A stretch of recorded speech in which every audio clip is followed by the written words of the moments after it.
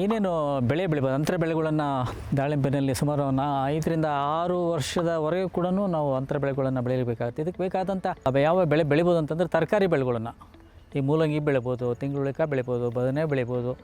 ಅದೇ ರೀತಿ ಇವು ಬೆಳೆಗಳನ್ನು ಈ ಮೆಕ್ಕೆಜೋಳ, ಈ ಮೇವಿಗೆ ಬರ್ತಕ್ಕಂಥ ಮೆಕ್ಕೆಜೋಳ ಇಂಥವನ್ನೆಲ್ಲ ಕೂಡ ಬೆಳಿಬೋದು. ಹಾಗೇ ನಮಗೆ ಕೆಲವೊಂದು ಸರಿ ಏನಾಗ್ತದೆ, ನಮಗೆ ನೆಲ ಫಲವತ್ತಿಲ್ಲ ಅನ್ನೋ ಸ್ಥಳದಲ್ಲಿ ಹಸಿರೆಲೆ ಗೊಬ್ಬರಗಳ ಸೆಣಬನ್ನು ಅಥವಾ ಅಲಸಂದಿಯನ್ನು ಅಥವಾ ಹುರುಳಿಯನ್ನು ಹಾಕಿ ಮತ್ತು ಹೂ ಬಂದಾಗ ಅದನ್ನು ನೆಲಕ್ಕೆ ಬೆರೆಸೋದ್ರ ಮೂಲಕ ಆ ನೆಲವನ್ನು ಫಲವತ್ತತೆಯನ್ನು ಕಾಪಾಡಲಿಕ್ಕೆ ಅವಕಾಶ ಆಗ್ತದೆ. ಅದೇ ರೀತಿ ಚಾಟಣೆ ಅಂದರೆ ಏನಾಗ್ತದೆ, ಈಗ ಮರಗಳಿಗೆ ಒಂದು ಆಕಾರ ಕೊಡ್ತಕ್ಕಂಥದ್ದು.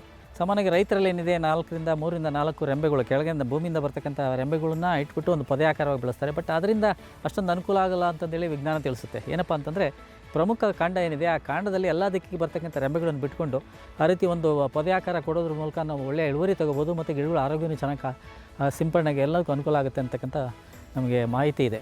ಸೊ ಈ ರೀತಿ ಮಾಡೋದ್ರಿಂದ ನಾವು ಬೆಳೆಯನ್ನು ಉತ್ತಮ ರೀತಿಯಲ್ಲಿ ನಿರ್ವಹಣೆ ಮಾಡಲಿಕ್ಕೆ ಸಾಧ್ಯ ಅನ್ನೋದು ನಮಗೆ ಗೊತ್ತಾಗಿದೆ.